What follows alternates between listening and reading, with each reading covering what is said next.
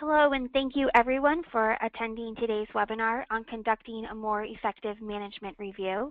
My name is Carolyn Lowell. I oversee content and education for BoneZone and OMTech. We are fortunate that Rob Packard serves as one of our authors and speakers, and we're excited that he reached out to us as a sponsor of today's webinar. From 2009 to 2012, Rob performed nearly 300 quality system audits. He personally audited the management review process at more than 100 different medical device companies, most of whom conduct quarterly management reviews. He read the meeting minutes for more than 500 management reviews during a 3-year period. During the process, Rob has seen every single possible way to make a mistake in the management review. So he started using this method that he will share with us today in 2003, and he has had 10 years to perfect it. Rob, I'd like to turn it over to you now. Thank you, Carolyn. Well, really, the point of this webinar is to help people do management reviews better than they're currently doing. And not everybody's going to be at the same place, so I'm going to cover some of the basics. But in 2012, the FDA issued 107 inspection observations. Those are 43s to medical device companies for the management review process. And 100% of those findings were preventable. And the goal of this webinar is to show you how to do 3 things really well. Number 1, avoid nonconformities in 483s. So whether it's an ISO audit or an FDA inspection, you shouldn't be getting a 483 or a finding for management review. It's really easy to avoid. Number 2, you want to be efficient. This should be something that you can get done in an hour. This should not be an all-day marathon. It should not be painful. It should be a meeting that's crisp and well organized and finished on time. And last but not least, it should add value. This is something that should be integrated into your business planning processes. It shouldn't be something that is an ISO only thing. So those are the 3 goals of what I'm trying to achieve here.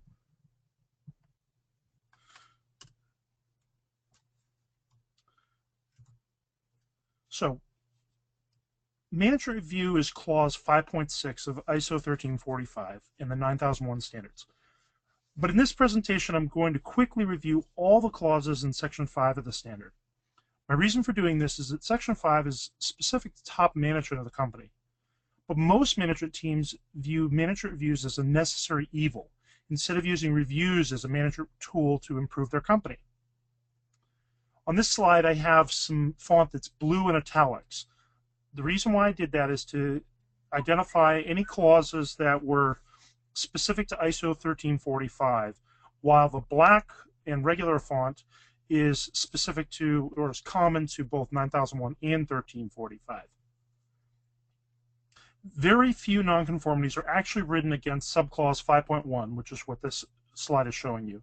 But most managers have trouble answering my favorite audit question related to the first point, the first blue italics point up there. Can you give me an example of how top management develops, implements, and maintains the effectiveness of their quality management system? Now, that's a huge scope of a question, but they have no idea how they're preventing problems or how they're maintaining their quality system. They're really not engaged. They think of it as an ISO only thing. So here's 3 suggestions for fixing this problem.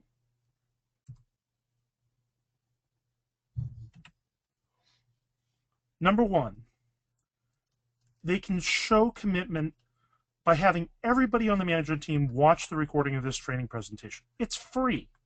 It's only going to take an hour of their time. Name the last time you were trained on manager reviews. I haven't ever seen a manager review training by anybody.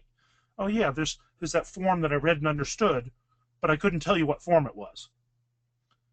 Number 2, they might want to assign at least one quality objective to each member of the management team to champion and report on during the next manager review, instead of having the management rep do everything.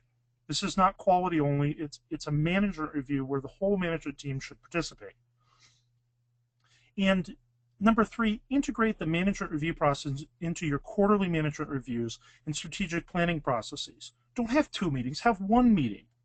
then your quality system will become a management tool like it's meant to be, instead of the red-headed stepchild. Or as Rodney would say, I get no respect. So you need to make sure that you have your manager team trained on the manager review and engaged in this process. And if you want to, you can even be an overachiever and have a quiz on training effectiveness. Okay. Clause 5.6.2 is a list of 8 management review inputs. One of those is customer feedback. This is different from customer satisfaction, and it's not just the reactive elements like complaints. Customer feedback includes all the proactive ways that you can collect information as an early warning system to prevent complaints. Prevent complaints. So if you're preventing complaints, you shouldn't just be looking at the complaints. You should be looking at other things that could lead to them in the future. If you have ISO 9001 and 1345, you need to collect both types. You need to collect the customer satisfaction and the customer feedback, but the two aren't the same.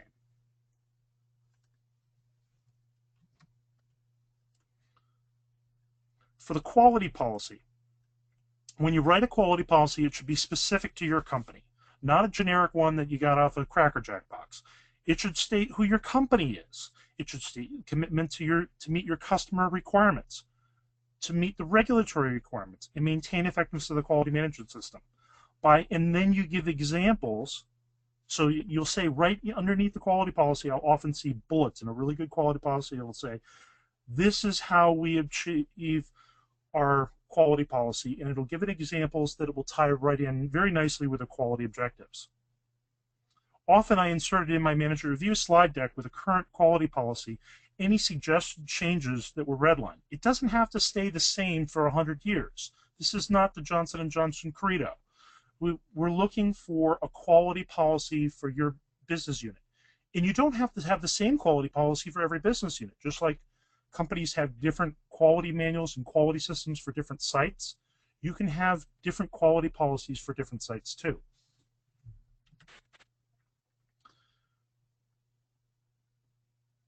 I apologize for the slight delay when I switch slides here.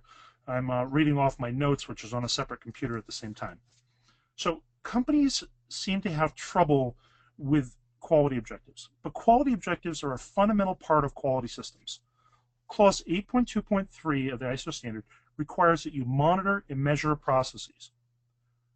Clause 8.2.4 requires that you monitor and measure product. Clause 8.4 requires that you perform, Clause 8.4 requires that you perform data analysis. If you're doing these three things, monitoring 8.2.3 for processes, 8.2.4 for product, and doing the data analysis 8.4, then you should have graphs of data for every process. Pick the graphs that are most important to the management team and assign one graph to each manager. You don't need to cover all of your graphs. You don't need hundreds of slides for your manager review. Pick the ones that are important. Decide ahead of time which ones you want to look at and which ones are really worth discussion. The ones that same old, no news, fine. We analyzed it. It goes in the pile of things that we looked at, but it's not something that gets discussed during the manager review, so keep it out of your slide deck. Your graph should identify where you are and where your target is for that quality objective. So like I show on this slide, where we are, where we're going, and ideally, the next time we review your quality objective at the next manager review, you can see where the action that management took place. It took place here, and it had an effect. And if you need statistics to show me what happened, you're trying too hard. It really wasn't all that effective. Try again. This can be a specific section of your presentation. The quality objectives. You can have a separate section of your slide deck that's just about quality objectives, and you can go through each of your graphs for each of the managers, or you can spread them out throughout the presentation. Just make sure you cover all the quality objectives. Don't skip one by accident. And just because you're monitoring it and measuring it as per 8.2.3 or 8.2.4 doesn't necessarily mean it's a quality objective. Keep your quality objectives very specific. This is our quality objectives list. You should make it really clear as to whether you met your objectives or not. Because if you didn't meet one of your quality objectives, then you have to take action. You might have to revise one of those objectives. And the FDA can and will ask about quality objectives. In the new regulatory report formats, they expect that a notified body that's producing the report will identify what the quality objectives were and whether you're meeting those quality objectives. That's something you have to do.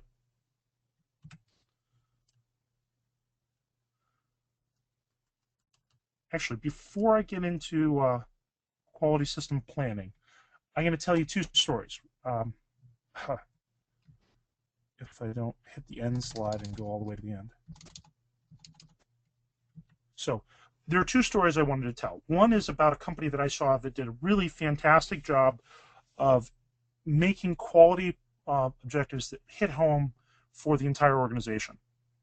So the quality objectives that they set up, they were a company that made meters for measuring your breath. So if you were recovering from surgery and anesthesia, you would breathe into this meter and you would see how much breath you had, and if you didn't get the ball and the meter up to a certain level, you couldn't go home. Well, the company made lots of these, and everybody knew what they were and what they were for. So to measure quality objectives, instead of using graphs that people didn't understand, instead the company created a meter like they used out on the production floor, like they were manufacturing, to illustrate how they were doing on each of their quality objectives. And they actually put it up in the lunchroom. So I thought that was a really neat way of bringing the product and integrating it into the quality system in those quality objectives instead of having it be this nebulous thing that nobody understood. Another thing that I saw in a different audit at a different company, the company actually had 26 quality objectives. They had gotten such a rigorous process for measuring quality objectives that they had gone beyond what I normally see, which is a company will color code a lot. They'll say, you know, the red ones are ones we didn't do well or failed on, or they're behind schedule. The yellow ones, we have a little bit of discussion, we're almost there. The green ones we actually accomplished. So the sort of a stoplight approach, red, green, and yellow. But this company went one step further, and they came up with a color that was blue. And blue was for exceeded expectations, exceeded your quality objectives. So you actually had an opportunity to reward and recognize somebody on the management team for doing a great job on one of your quality objectives. And they had gotten this process so well defined, it was posted up everywhere. Everybody knew what things they were working on that led into one of those quality objectives. They had 26 of them. That company also, the parent company wanted to close them down, and they tried 7 times to find a replacement to shut them down and outsource it to a contract manufacturer, and it took them 7 times before they were actually able to do it. And all the while, the company kept on improving, even though they knew eventually they would be shut down, because they just didn't know how to do it any other way. It was embedded into their DNA. So that's how a company that really knows how to embrace a quality system uses quality objectives. Now we'll go to quality planning. A lot of companies don't even know what quality planning is. They might remember it if they remember when they initially were ISO certified, but after that they seem to kind of forget what quality planning is. When I ask people about quality planning, they immediately jump, it seems, to clause 7.1, which is quality planning for your product. So it's product planning for product realization. You know, we're going to launch a new product, and what do we need in place for that? But that's not what this is about. This clause is about your quality management system planning. So whenever you're going to have a change in your quality system, or when you're creating a new quality system from scratch, what are you doing to plan that? So you should plan the quality system changes as well. And so when ISO 13485 standard was developed, they started with 9001, and one of the basic principles in 9001 is continual improvement. It's in clause 8.5.1. However, the FDA was not supportive of continuous improvement of devices. They said, you know, we don't want people just making changes to devices for continuous improvement's sake. We want them to only make changes when there's something wrong with a device. Sort of the concept of, if it isn't broken, don't fix it. And part of this is because they didn't see a lot of companies doing a great job of design validation for whenever they made a change. But this philosophy may make sense for products, but it doesn't make sense for quality systems. Your quality system should be continuously improved.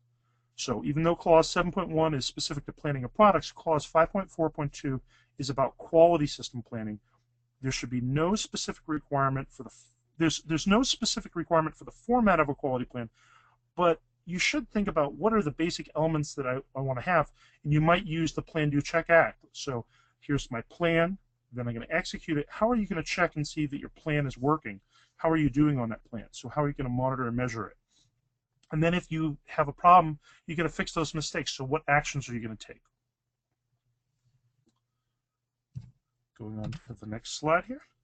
So responsibilities and authorities have to be defined. You have to document those. Most companies meet this requirement by creating an organization chart, but I find a few common problems with organization charts throughout most of the companies that I've audited. The charts are not kept up to date. That's probably the biggest challenge. Particularly the bigger the organization gets, the harder it is to keep it 100% accurate and up to date. So at least make sure you update it before your next audit, okay, as a minimum. Number two, the charts do not indicate who the backup is if somebody's absent or leaves the company. That would be really helpful. And somebody's like, well, how do I put that in? I don't have enough room in my chart. How do I write deputy management rep when the management rep leaves? Just put an asterisk next to the title on the box. So you have a single asterisk, and then in the legend it says management rep, and then a double asterisk, deputy management rep. And one of my philosophies has always been, if you're going to delegate a backup responsibility, delegate it to your boss. And people are like, what? Well, your boss should have a clue as to what you do for a job. If they don't, and when they approve your vacation and they let you leave, they're going to have to do the job while you're gone. And so if they're not competent in any way, shape, or form at doing your job while you're gone, at least the critical aspects, that's a problem. I've actually been called on vacation, oh, we got to do a recall. I'm like, you're trained on that. you know how to do that. This is what you do. I'll come in if you need me to, but you should know how to do this. So make sure your boss is trained and has a clue of some of these more critical tasks. They make a great deputy. And if you're not in that situation, you don't have a boss that knows what you're doing, then you're going to have to do a really great job of training your subordinates so they can handle things while you're gone. But some of the problem with that is, do they have the authority? Just because you've delegated the responsibility, have you delegated the authority as well? Sometimes only your boss can do that. So your boss doesn't want your brand new assistant quality manager executing recalls of products. So you need to make sure that person has the authority and they're competent in the job. Another thing that I see is companies forget to document who's responsible for complaint handling process and make decisions regarding adverse event reportings. That's the note here on the bottom, and that comes right from the ISO 1345 standard. That's a QSR requirement. I see a lot of companies say, that's ISO only. My management reviews, they're only about ISO. That's not true. There's a requirement in 21 CFR 820 for a manager review there too. So you have to have all your requirements at 820 addressed as well. We organize it as per the ISO standard only because they're the ones that are auditing the meeting minutes. It's the only reason why we use the clauses to organize everything. But we still have to make sure as we're going through that we're meeting both requirements. And if you're a drug device company, you probably have 210 and 211 to worry about as well. Okay. For the management representative has to be assigned by senior management. It has to be documented. And you want to identify that backup, like I said in the previous slide. Everyone in management is responsible for quality, not just the manager rep. And that person is responsible for being the champion of the customer and the regulatory requirements. This person should be encouraging people and training people and motivating people, but they're not doing all the work. That's not their job. Just like a Six Sigma system, you have somebody that's champion of Lean Six Sigma or lean manufacturing, but they're not doing it all. They train other people. This person should not be expected to report on the quality management system without assistance. Everybody at the table should have a part in that presentation. That's one of the ways you keep them from falling asleep. They need to keep awake so they know when it's their turn. And you really want to make sure that the management rep's responsibilities are defined. So here's what they're responsible for, here's what they're not responsible for, but it shouldn't be everything. Okay, now we're getting into the guts of it, the management review. So number one, you have to have a schedule for the management reviews. Make sure you give yourself a little flexibility. You got to write down that schedule. They're going to ask you, is it documented? Well, if it's not, well, there's a nonconformity for you right off the bat, because you don't have scheduled management reviews like you're supposed to. That's what that word planned intervals means. You need to make sure you give yourself the flexibility so you're not out of compliance if somebody on the management team is sick or cannot participate. So you don't want to lock yourself into this specific date every year, or this, the third Monday of the first quarter every year. That doesn't give you any flexibility. You paint yourself into a corner. So make sure you give yourself a little bit of flexibility there. You need to make sure that you have a conclusion at the end of your manager review about the quality system remaining suitable, adequate, and effective. I'm going to cover that one more time later on, but you need to review your quality policy. You need to review your you need to review your quality objectives. You need records of the discussions you had in your manager review. That's what goes in the meeting minutes. And any actions that you took during the manager review, you need some actions. If you have no actions for your manager review, you have no CAPAs you initiated, that's a red flag to the FDA. They can get to everything through CAPA, and if they see no actions coming out of your manager reviews, but they see negative trends in the monitoring and measuring and data analysis, that's a problem, and they're going to keep on fishing until they find what they're looking for. Okay? So, what is the FDA actually allowed to see? They're allowed to see your procedure for manager reviews. They're allowed to verify that you actually conducted them when you planned and see when you planned them. They're allowed to see who was present. They're allowed to see the action items that came out of those management reviews. So, for instance, any CAPAs that you've initiated. They can look at your quality objectives. They can look at your quality policy. Those are all things they can look at. But sometimes you're going to get an FDA inspector that's going to say, I'd like to actually see your management review. And so I had this one person tell me a story where they held it at arm's length in front of the inspector and said, this is all you can see. Everything you need is on the first page. So this person set up the situation where they appeared to be withholding some key information from the FDA they didn't want the FDA to see. And so the FDA proceeded to annihilate them and write up a very large number of 483s and almost give them a warning letter. So the next time that person came back, the management rep decided to take a slightly different approach and let them see the management review. All the meeting minutes, didn't hide anything from them this time. And they weren't like my friend John Candy here and give them everything and talk and share way too much. But they did make sure that they had scrubbed the manager review for anything that would be inflammatory or inappropriate. And this was a document that was prepared with the idea, I'm going to show the FDA this. And they showed it to the FDA, and the FDA, when they went around during their inspection, they would get to the point where they saw something, and then they would back off and they would go another direction, just to make it very clear. I could have written you up on that, but I'm not going to. You know what needs to be fixed. I know it needs to be fixed, but because you were so nice and helped me and shared your management review with me, I won't write that up. This is not how the FDA is supposed to act. But this is just one story of how an FDA inspector did things. That is not the norm. But when you do try to withhold things and make things very secretive from the FDA because they're not allowed to see it, and try to put things in manager review and put things in your internal audit reports, put things in your supplier audit reports that they can't see, they're going to find out about it one way or another. So my personal approach has been to say, sure, I can give you the manager review. You're not allowed to see the meeting minutes, but I'll give it to you anyway because I don't have anything to hide. My only condition is you can't take a copy with you because you're not allowed to have it. So that sets up the expectations. I know you're not allowed to have it. I'm not going to let you take a copy with you, but I will let you see it so you can see I have nothing to hide. And I think that's an appropriate balance between the two extremes.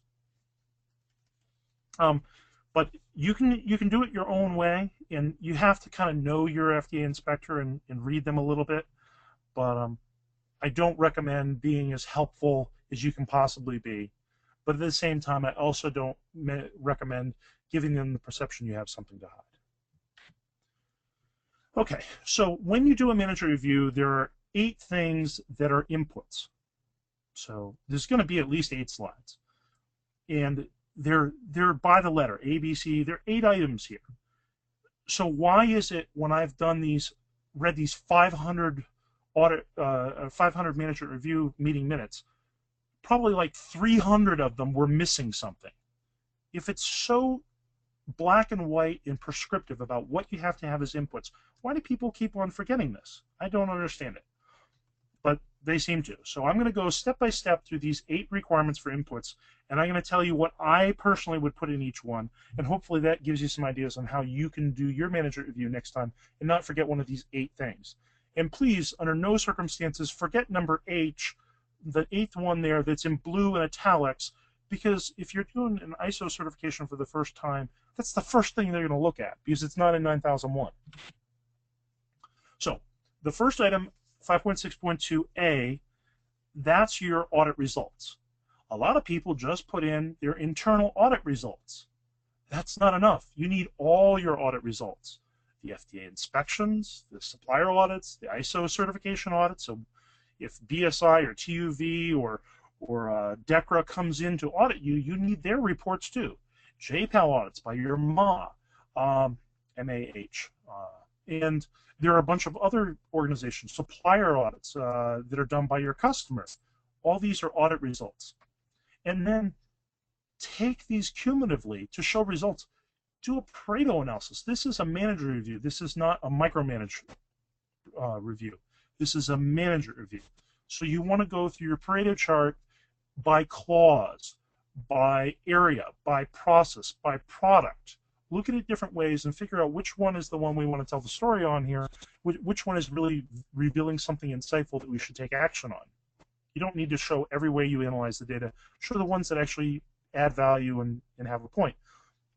And so if you're not quite sure how to do a Pareto chart or understand what the 80-20 principle is here, there's the book on it. Next slide. So customer feedback, this is the second slide or second input.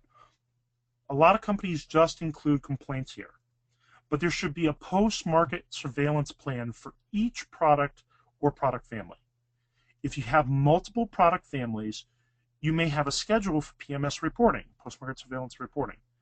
This meeting should not get to this manager review meeting should not get to into the specifics for every product and family.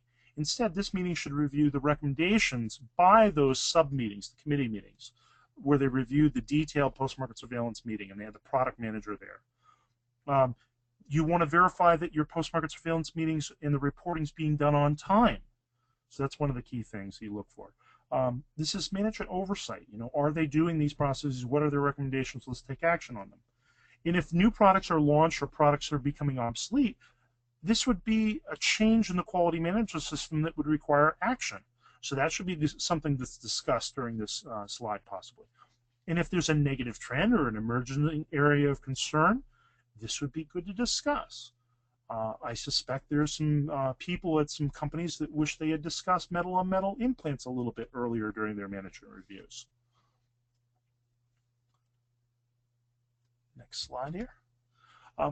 So this particular slide here can get truly out of hand very easily because you're looking at all the processes in your quality system and all the product in your quality system. So if you have a big company, lots of products, you can have a lot of trends to analyze here. The point of the manager review is to review the ones that are of interest and there's something to talk about, not every single graph and say, yep, we've seen that graph last quarter. It looks pretty much the same. That's not the point of this meeting. This meeting is to take action, management oversight. So the person preparing the graphs has to take a little bit of discretion on their own part and say, I don't need to show them that one. I need to show them that one. If you're not sure, ask your boss ahead of time. Is this something you want to see in the manager review or not? Ask them which ones they want to see. They'll probably want to see the ones that are making the most money and the least money, or the ones that have resulted in a recall recently. Those are the ones they're interested in. Okay, this particular one here, and somehow I managed to not delete the animation. I don't know why. But this particular one is about CAPA. This is the fourth requirement, the fourth input. And this is an actual graph from one of my manager reviews at a company that will not be mentioned. I realize now that you get the dates in there, you can probably figure out who it was. But we definitely had some work to do. It was not a great manager review. It was I kept on saying, we need preventive actions. We need to close these corrective actions. And people weren't doing it. And so I was graphing it, still no action. So then I decided, why don't we actually take a table of all the people that are responsible for those CAPAs and how long they're open, and actually put it on the slide. And, after I did this manager review, things got a lot better, a lot faster, because their name was up there, and they didn't really want their name up there on the next quarter. So that had a desired effect. And I don't feel bad about singling out this particular company, even though I haven't used the name, because this is not unusual. I have seen this many, many times during those 500 manager review meeting minutes that I have read. It is not uncommon to see something like that.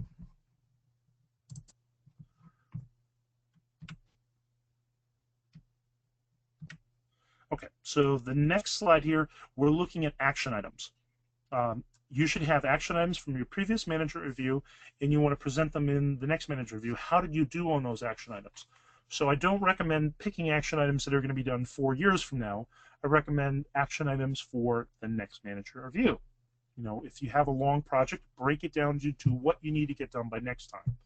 And then color code. So I've got here not a pretty one. It's yellow and green. There are no reds, fortunately, so that's the silver lining, but it's not all green either. But if you had a slide that was all green, pat yourself on the back and say no further discussion on this slide and go on to the next one. That's how you have an efficient meeting. You don't have to spend an hour discussing a slide just because somebody put the data up there. If it's all green, don't discuss it. Just write in your meeting minutes, there was no further discussion on this slide. We met all our action, or completed all our action items on time. Next slide, please. That's what I call the stoplight approach. Okay, next slide. Changes. This is something that I see a lot of companies do not do. And I see a lot of nonconformities. If you really dug into what the root cause was, it's probably because somebody left and nobody was assigned to do the job while they were gone or after they left. These things get discussed all the time in senior staff meetings, but they seem to get ignored during the manager reviews. So the two processes need to become one. In fact, I visited a ceramics company in Colorado that used to have weekly manager reviews instead of weekly senior staff meetings. And they didn't cover all of the inputs and all the outputs during every week, but in a month they certainly did. And so they were having very frequent manager reviews, and they got very good at this. So that's one approach you could use here. And all these things are changes that could be affecting your quality management system. And I suspect very few of them actually get addressed in the manager reviews. Next slide. Here's this particular slide. A lot of people struggle with this. I've never understood why people get nonconformities when all they're asking for is recommendations for improvement. Everything you write down is a recommendation. These are inputs to the manager review. The management team has veto rights. They can say, yeah, nice suggestion, but no thank you. We don't want to do that. Or we don't have the money, or whatever. You do not have to do everything somebody recommends. These are suggestions. But you shouldn't have no slide here either. Every single person in the management team should be able to come up with at least one suggestion for improvement of your quality system, or they really don't belong as a manager in the top management of your company. These also could be a source of preventive actions. So if you remember that other slide I showed you that had the really ugly graph and showed, we did a great job preparing for the BSI audit, but not so good after that. Well, you want to make sure that you have preventive actions. That you'd be much better off preventing the actions instead of writing corrective actions all the time and fixing problems. You want to prevent the problems. So these suggestions or recommendations for improvement or where they might come from. These also might be action items in your manager reviews. And the next slide, this is one that I actually have started having a lot of clients ask me to help them prepare it. You don't realize until you're a third-party auditor working for a notified body and going around doing dozens or hundreds of audits, how difficult it is to keep track of all the regulations. You will never beat your auditor out. They've seen a little bit something new at every single company. So no one company got all the changes that occurred in the entire world. But cumulatively, they've seen just about every single regulation change there is when you look at all the companies that they have audited. So they're way ahead of you, and they're always going to be able to find something you forgot. So don't worry so much about trying to be perfect. It's not possible. What you need is a systematic process for determining what are new and revised regulations. They can't write you up a nonconformity if you have a systematic process and you follow it. Or if they do, at least they're not going to be able to write you up twice for it.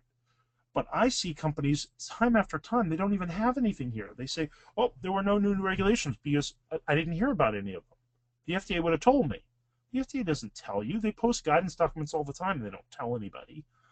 You have to know where to look for it. So actually in some of my training presentations, I actually give them the links. Like, here's where to find it for the FDA, here's where to find it for Europe, here's where to find it for Canada. And interestingly enough, all three sites organize it by date. And they tell you when the most recent revision was. And a lot of companies say, well, I subscribe to this service and they tell me when. Don't count on the service. The service is always wrong. They don't track the Canadian documents, I guarantee. They don't track all the guidance documents. The three regulatory agencies, the Canadians, the European Commission, and the FDA, those three, they do not have a way of tracking. They track ISO standards, they look at RSS feeds, and then they regurgitate that information to you, and they charge you an obscene amount of money for it.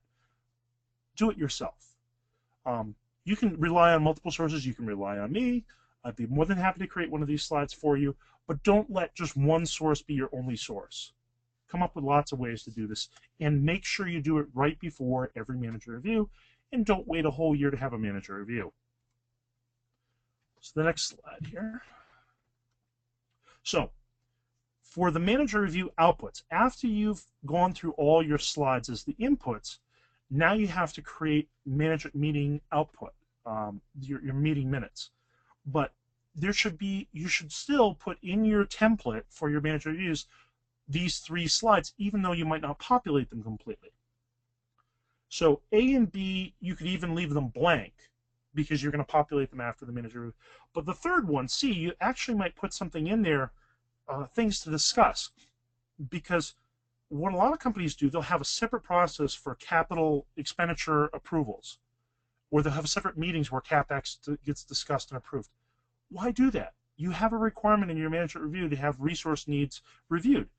Review it in your management reviews. Have any manager that wants to have training or equipment or people approved, have them submit those requests before the manager review, because they're going to get reviewed once a quarter by the CFO or controller and the rest of the management team. Have them send it to the controller or the CFO. Have that person prepare that slide. So 5.6.3C, that's the responsibility of the CFO or the controller, not the responsibility of the manager rep. Sorry about that, folks. Next slide. So, improvements for the quality management system. You should always have some improvements. This is stuff that you discuss during the management review, especially those from 5.6.2G. So that was that list of recommendations for improvement that I talked about, that I can't believe nobody can think of an improvement. They leave this slide blank, or they don't even have that slide. Those are things that you should have in your manager review. Next slide here is the product, so improvements to the product.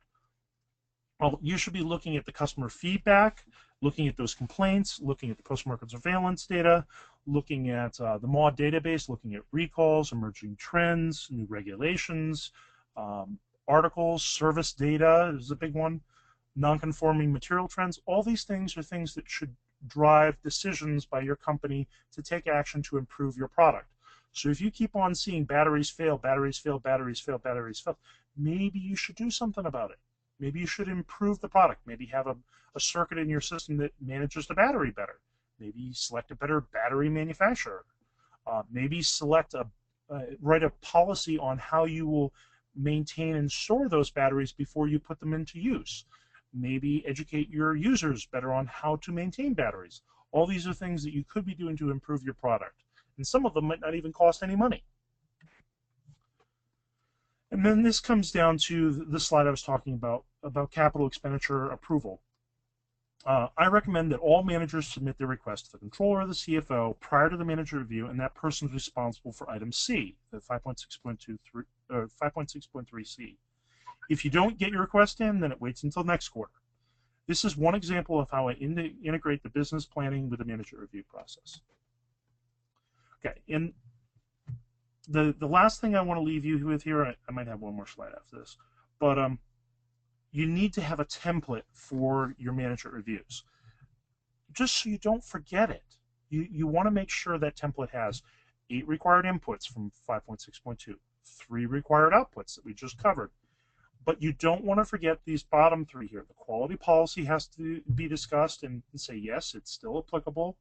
Maybe you even want to redline it if you want to make some changes. The quality objectives have to be covered in the manager review. And you have to have a conclusion in your manager review somewhere, preferably in the meeting minutes, that says, yes, our management system remains effective. However, there's always CAPAs. There's always action items. There's always something that's not working. So the wording I recommend is the quality management system remains effective except for the following items that were identified as action items, and that's where I list the action items right after that statement. So that's how I address the requirement of 5.1. Okay, so this here is an example of how I do the outputs. Because I typically use PowerPoint for the presentations, I figured why not use PowerPoint also for documenting the meeting minutes? So I actually have a scribe during the meetings sitting in there, usually secretary to the CEO or something like that, or sometimes even myself, and I'll let somebody else drive the presentation. I'll use a different computer. But I take notes about what was discussed during the manager review, and then I'll go back and I'll clean up those notes, and I'll send out a draft to all the people that were present to have them review and edit the slide and the notes to see if there's anything in there they think wouldn't be appropriate for the FDA to read or the auditor to read, or something we really don't want to have worded the way I worded it. Maybe they think of an action item that I didn't think of, or they thought of it after the meeting. Would be a great time to add it. So the inputs are the slide, and then the discussion that was presented during the manager review is the notes section, and then the title on each slide includes a cross-reference to tell you what requirements of the standard it's meeting. So I have one for each of the 8 inputs, one for each of the 3 outputs, plus the quality policy, the quality objectives, and the requirement to maintain effectiveness of the quality system. So when an auditor is asking, did you meet this requirement? Yeah, it's on top of the slide in parentheses right there for you in black and white, really easy to see. So they don't wonder whether I covered everything. It's really quick. If they're a checkbox kind of auditor and they just want to make sure I met the requirement, they can breeze through my manager review in minutes. If they want to go more in depth, they can. It's well organized and easy to understand. So the end of my presentation here before we get to Q&A is a call to action. If you want to improve your management review process and you want to make sure you don't have any more nonconformities related to the manager review, and you don't want to be one of those people that gets one of the 107 483s that are issued for manager review, require that 100% of top management watch this webinar. We're going to give you the slide deck, so you don't want to have me do it. You can do it yourself. Modify the slide presentations so it fits your management review process. But everybody on top management should understand what the requirements are and understand what their role is in the manager review. That's number 1. Number 2, create your own manager review template. So if you don't already have one, create one. If you have one, take some ideas from this one and modify your own so it's better. Last but not, well, third on the list here, fill out my survey. we're going to send out a survey to everybody that registered. If you fill out the survey, you get a training certificate. So then you'll have evidence, objective evidence that you've been trained on the management review process. Might be kind of important if you're the management rep. And last but not least here, take a training effectiveness exam. A lot of auditors are spending a lot more time emphasizing the need for showing effectiveness of training, and this is a great way to do it. And if you like, I actually have an exam that I can give people. So if you want, contact me, and we'll set you up with a training effectiveness exam, and I'll grade it. And you get a different kind of certificates, not just attendance or participation, but it'll actually be training effectiveness, and it'll actually give you a score. And the exams are not all that tough. I could make them tougher if you want me to, but typically I shoot for middle of the road, so if you paid attention during the slide deck, you should be able to get this. And I usually have them be open book, open notes, open slide deck, and usually there are multiple choice and fill in the blank, and there are usually 10 questions, and 70 is passing. So those are my suggestions on how to do a training effectiveness exam, and I wrote a blog on it if you're interested. So now we go to Terry, who's going to walk us through the Q&A portion. Yes, Rob, thank you so much. I just want to remind everybody who's on the line that you're going to get the recording by the end of the week, along with this slide deck and a survey we would like everyone to fill out. And as soon as you fill out the survey, we'll give you a certificate of attendance. But Rob, I also have with us today a regulatory consultant who I've done some work with, and I'm going to try to find him. George, hang on a second. He had some great comments, not really questions, but comments. And I'm unmuting Carolyn as well. So Carolyn, if you have any comments from, you're unmuted as well. There's George. Hold on a second, George. Hi, George, can you hear me? Yes, I can. Thanks, Terry. Oh, no problem. He had a couple of great comments. So go ahead, George, share with us your comments. Sure. Two of the things that I see regarding management reviews is a lot of managers actually hide information in the management reviews because they know that FDA not allowed to look at the management reviews. An example is source CAPA data. But when they have source CAPA data listed in the management reviews, they basically have trending or tracking more on the business side, not of the quality system side of the source CAPA data, where you have to analyze the source CAPA data to make sure that there are no new problems globally. So, for example, if you have internal nonconformances, complaints, and service reports, you want to find various different types of data that are common between them, such as problems, lot numbers, employees, etc., and then do your analysis or trending and tracking of those to find those problems.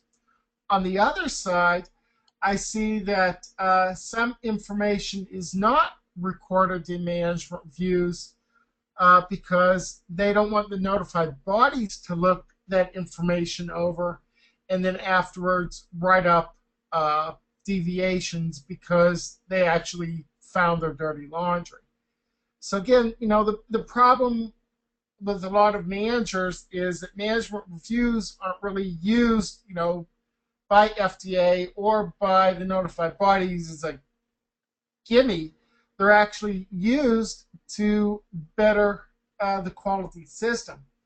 And really, the only people that really, I say, in trouble with the FDA and notified bodies are top management, because if there's any quality system problem, it's because management did poor planning of the quality system. So all these different type of examples that Rob was giving are basically wonderful. I've seen the same thing when I visited numerous companies too. Thank you, George.